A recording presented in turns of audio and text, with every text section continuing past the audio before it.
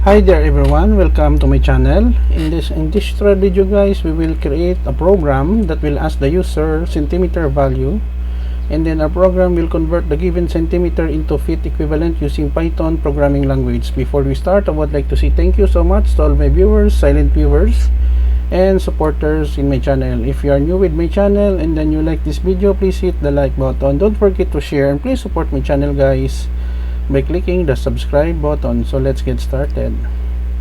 So basically guys, I'm using PyCharm Community Edition. So we have here the print for new line. The title is centimeters to feet in Python. In this line of code, we are taking the input from the user that will be stored in our variable cm, stands for centimeter, and then for feet we multiply the cm to 0.0328, and then we have here to display the result. We are using a function in Python, round, comma, two decimal places, and print new line, and a program which informs the user that the program has been ended. I will put a link in the video description where you can download the complete source code for free in my two websites. Okay, let us run. Select run in PyCharm. Okay, a program right now is running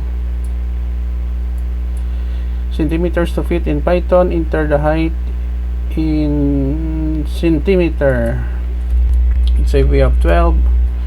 The length in feet is 0.39 feet.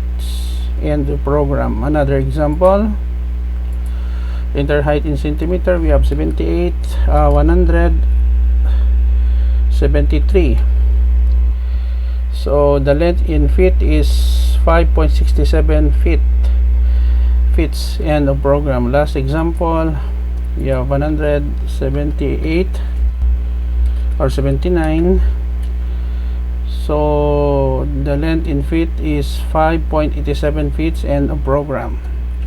Okay guys, so this is the end of our tutorial video on centimeters to feet in Python programming language. I hope that you have learned something new in this tutorial video.